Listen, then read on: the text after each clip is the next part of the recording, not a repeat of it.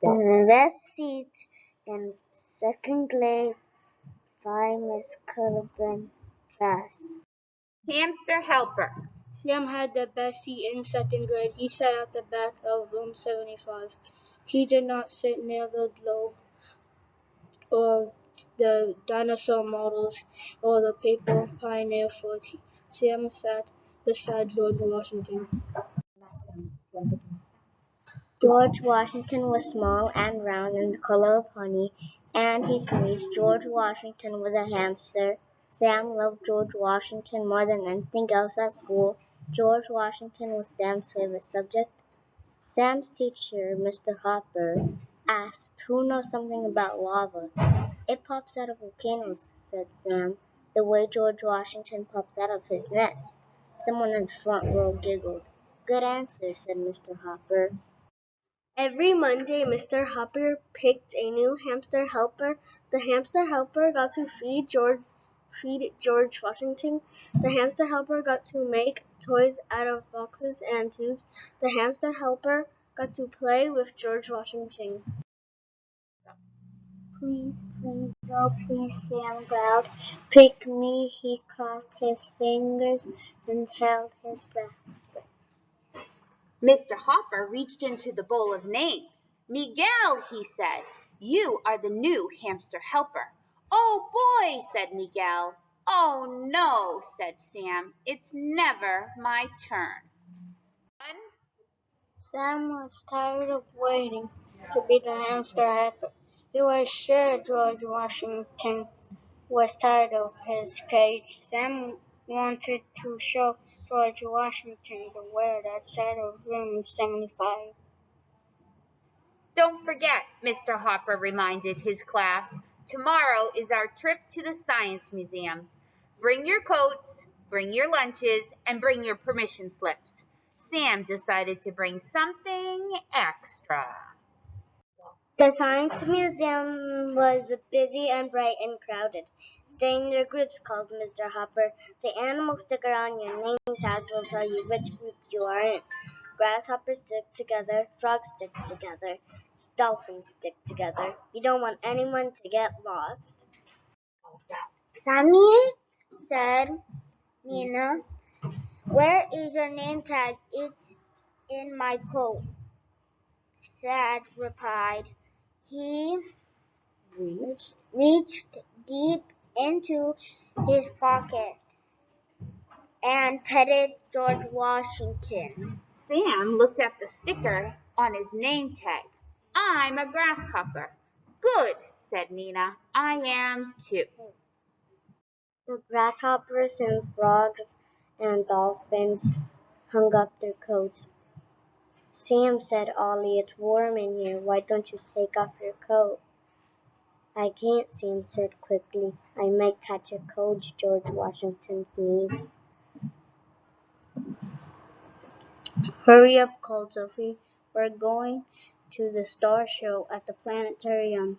Sam followed the other grasshoppers. He walked slowly and kept his hand over his pocket. Go. The planetarium was round and dark. The class wiggled and waited in rows of seats. When the first star twinkled above, Sam took George Washington out of his pocket. "Make a wish," he whispered. George Washington sneezed. Achoo! No one noticed George Washington. When the grasshoppers whirled through the wind tunnel, George Washington's whiskers flew backwards. When the grasshoppers made faces in front of the funny mirrors, George Washington looked like a furry beach ball with huge eyes. No one noticed George Washington. The grasshoppers climbed through a giant seashell. They peered into homes In the future. Good job, Evelyn. They poked and laughed at Bubbles are a blast. George Washington watched and listened and Sneeze. Achoo! Family Ollie. Ollie sat on a bench. I can't walk. Another step. Another step, He he said. I'm hungry, hungry. said Nina. I'm thirsty, said Miguel. Miguel.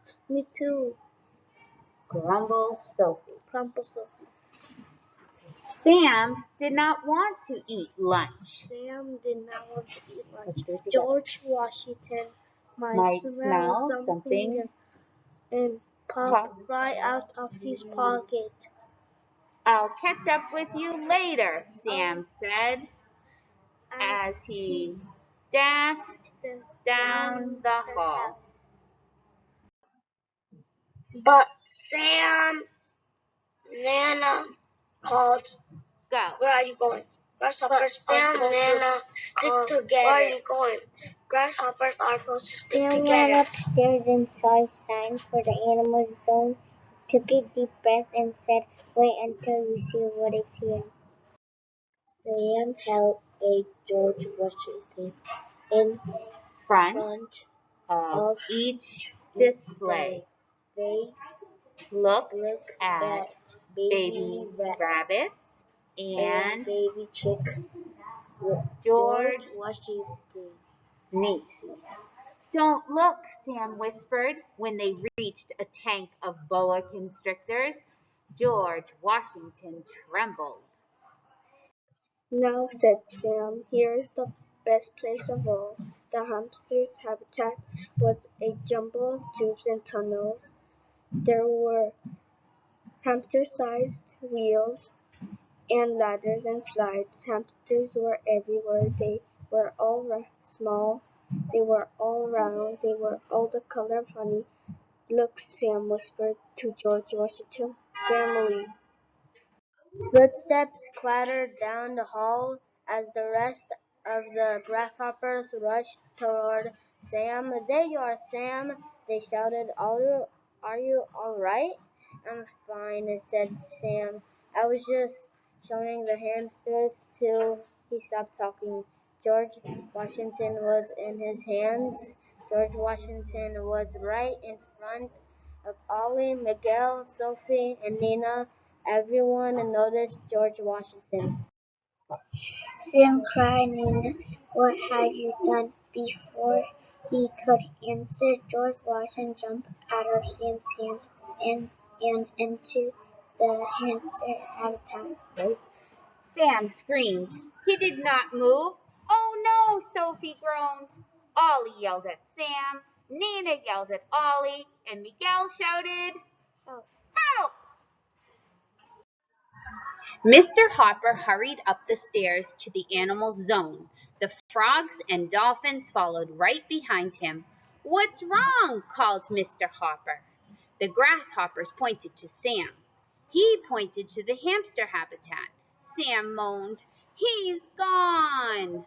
"Who?" asked Mr. Hopper. "George Washington," mumbled Sam. "He's in there." Everybody stared at the sea of busy hamsters. "There are too many of them," said the frogs. "We will never find him," said the dolphins. "We have to try," said the grasshoppers.